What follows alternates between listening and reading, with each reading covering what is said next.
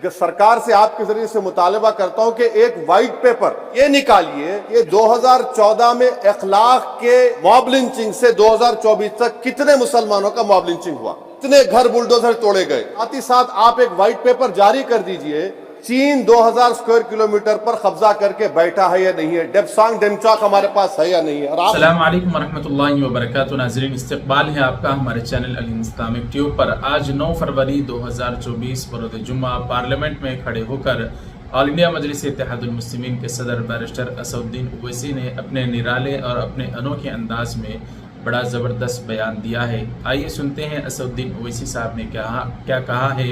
बहुत सारे मुद्दों पर उन्होंने आज पार्लियामेंट में आवाज़ उठाई और ये बयान आप हज़रात की खिदमत में रखते हैं और हम खुद मिलकर सुनते हैं। इससे पहले गुजारिश है आप हज़रात को कि वीडियो को लाइक कर दें, शेयर करें, हमारे चैनल को सब्सक्राइब कर दें।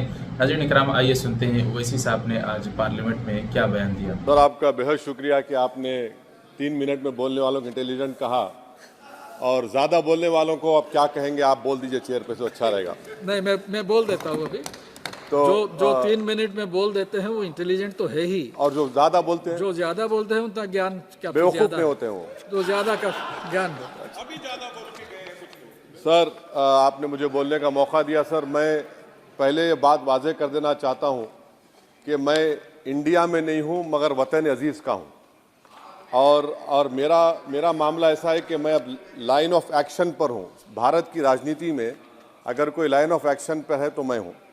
सर, मेरे चंद सवालात हैं जो मैं उम्मीद करता हूं कि हमारे मोहतरमा वज़ीर साहिबा जब जवाब देंगे, इसका जवाब, मेरे सवाल का जवाब देंगे।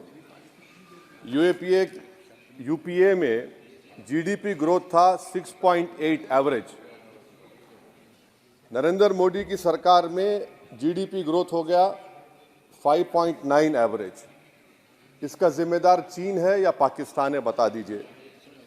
Fiscal deficit as percentage of GDP, fiscal deficit as percentage of GDP sir, वो था 4.7 यूपीए के टाइम पर। नरेंद्र मोदी की सरकार में हो गया 5.1 एवरेज। इसका जिम्मेदार कौन है? हाँ, पाकिस्तान है। सही कह रहे हैं आप। मान लिया आपके अक्ल की तारीफ करता हूँ। सर, इन्फ्लेशन है यूपीए के हुकूमत में 8% था, नरेंद्र मोदी की सरकार में 5% है। मगर क्या ये बात सच नहीं है कि जो ग्लोबल तेल की कीमतें थी 2008 से 14, वो एक बैरल $100 के ऊपर बिकता था। अब 2015 से 2021 तक एक बैरल ऑयल $55 से $70 के दरमियान में था। तो ये क्रेडिट आप नहीं ले सकते, ये आपकी मेहनत नहीं है, इसमें एक्सटर्नल रीजंस है। मेरा चौथा सवाल ये है सर कि आखिर आप, अगर जीडीपी हमारा 5.9 एनडीए गवर्नमेंट का रहा, तो फिर अनएम्प्लॉयमेंट रेट कितना है? आखिर 2011 से एम्प्लॉयमेंट सर्वे नरेंद्र मोदी क्यों नहीं कराते? डेटा को क्यों छुपाते हैं? आप करवाइए सर्वे। हाँ, ला लीजिए, एनएसएसओ का ला के दे दीजिए।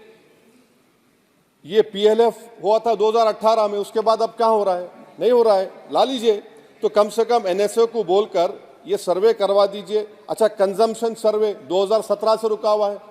सर, आप फाइनेंस मिनिस्टर होते तो शायद आ जाता। आपकी काबिलियत और आपकी अहमियत वहाँ पर नहीं है, मैं अफसोस के साथ कह रहा हूँ। सर, दूसरी बात, मेरा चौथा सवाल ये है कि 2005 में डॉलर था 43 रुपीज़, 43 रुपये। 2014 में हुआ 83 रुपये। अब मैं इतने माहिर तो नहीं हूं इकोनॉमी में, मेरा मोटा सवाल है, अब डॉलर है 83 रुपये। ये कौन जिम्मेदार है इसका सर? 83 रुपये क्यों हो गया डॉलर? माने नेट इंक्रीज जो है वो 23 रुपये का है। तो अब ये डिमांड इतना डॉलर का क्यों है? इसका जिम्मेदार कौन है? इसका जवाब शायद मोहतरमा देंगी। अच्छा सर, आप देखिए, फॉरेन करेंसी रिजर्व्स बोलते हैं 2011 में, बिल्कुल सही है, 294 बिलियन डॉलर था। 2013 तक वो 256 बिलियन हो गया। अब मैं व्हाइट पेपर आप पढ़ेंगे, new channel open by RBI. Number क्या है भाई? नंबर तो बता दीजिए। New channel open by RBI, number ही नहीं मालूम होता है। अच्छा सर, एक और सवाल मेरा है, हेल्थ एक्सपेंडिचर फ्रॉम पॉकेट, ठीक है, 2005 में 69% था, 2014 में 64.2 हो गया, तो अब का नंबर क्या है बताइए ना। दोस्तों, अगर आप भी किसी जिस्मानी अमराज से, खासतौर पर शादी के मुतालिक अमराज से परेशान हैं तो आपको घबराने की ज़रूरत नहीं है, क्योंकि तमिलनाडु के परनाम्बट से ताल्लुक़ रखने वाले हज़रत हकीम नासिरुद्दीन साहब दामत बरकातुहुम से आप अपना इलाज करवा सकते हैं, जिनके हाथ में अल्लाह रब्बुल इज़्ज़त ने बेहतरीन शिफा अता फरमाई है, जो आपके लिए दवा के साथ साथ दुआ भी करेंगे। पूरे हिंदुस्तान में कहीं भी घर बैठे स्क्रीन पर दिए गए नंबरात पर रब्ता करके आप बराह रास्त हज़रत से बात करके अपनी दवा अपने ही घर पर मंगवा सकते हैं। तो देर किस बात की, अभी से राब्ता कीजिए। आपके दौर में क्या नंबर है, वो नंबर नहीं बताया, मेडिकल कॉलेज खोल दिए, नंबर क्या है खर्चे का। तो ये जो व्हाइट पेपर है, एटलीस्ट 2020 का डेटा दे दो आप। ये व्हाइट पेपर सर मोर रेटरिक है देन सब्सटेंस। डिमोनेटाइजेशन की बात ही नहीं कर रहे, डिमोनेटाइजेशन तो बर्बाद कर दिया देश के गरीबों को, इसका जिक्र ही नहीं करेंगे, वो तो मास्टर स्ट्रोक था आपका, मगर बर्बाद हो गए। सर मैं कंक्लूजन में, क्योंकि आपने अक्लमंद कहा है मुझे कम टाइम में बोलने वालों को, तो मैं सरकार से आपके जरिए से मुतालबा करता हूं कि एक वाइट पेपर ये निकालिए कि 2014 में 1 लाख के मॉब लिंचिंग से 2024 तक कितने मुसलमानों का मॉब लिंचिंग हुआ, कितने घर बुलडोजर तोड़े गए। सर मैं खत्म कर रहा हूं, सर खत्म कर रहा हूं। और साथ ही साथ आप एक वाइट पेपर जारी कर दीजिए कि चीन 2000 स्क्वायर किलोमीटर पर कब्जा करके बैठा है या नहीं है, डेप्सांग डेमचाक हमारे पास है या नहीं है। और आखिर में यूपीए के वक्त में माइनॉरिटीज बजट में फ्री कोचिंग था, आपने बंद कर दिया। मौलाना आज़ाद फाउंडेशन आपने बंद कर दिया, मौलाना आज़ाद फेलोशिप आपने बंद कर दिया। फाउंडेशन तो 9, 10, 12 माइनॉरिटीज के बच्चों को स्कॉलरशिप मिलते थे, प्री मैट्रिक स्कॉलरशिप आपने 9th क्लास से उसको रेस्ट्रिक्ट कर दिया, हो गया। ये सर मैं खत्म कर रहा हूं सर। तो मदरसा एजुकेशन आपने खत्म कर दिया, ये क्यों किया आपने भाई? हद तो ये होगी कि आपके पास 2014 में एक मुस्लिम वजीर था, अब तो एक भी नहीं है, एक भी नहीं है। अजीब है मामला। अब आप देख लीजिए, तो ये बातें हैं सर। और फिर सर ये व्हाइट पेपर में आप देखिए सर, ये व्हाइट पेपर में बिजनेस स्टैंडर्ड का एक आर्टिकल का जिक्र है मिस्टर शंकराचार्य का। ये शंकराचार्य साहब जो है, मिस्टर शंकराचार्य, ना रेटरिक पर रेटरिक लिखे रहे, आप उसका तोते की तरह लिख दिए उसको, ना नंबर भी देते वो।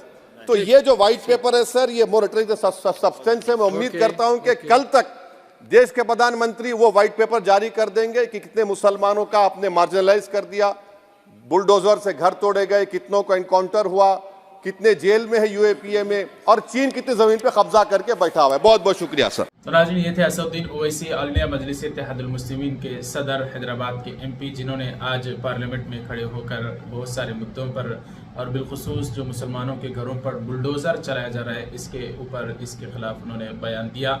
उम्मीद है आप हजरात को ओवैसी साहब का बयान पसंद आया होगा। अगर पसंद आया हो तो इसको लाइक कर दें, शेयर करें। हमारे चैनल से जुड़े रहने के लिए हमारे चैनल को सब्सक्राइब कर दें। मिलते हैं अगली वीडियो में। जज़ाकुमुल्लाह। अस्सलामु अलैकुम वरहमतुल्लाहि वबरकातुहू।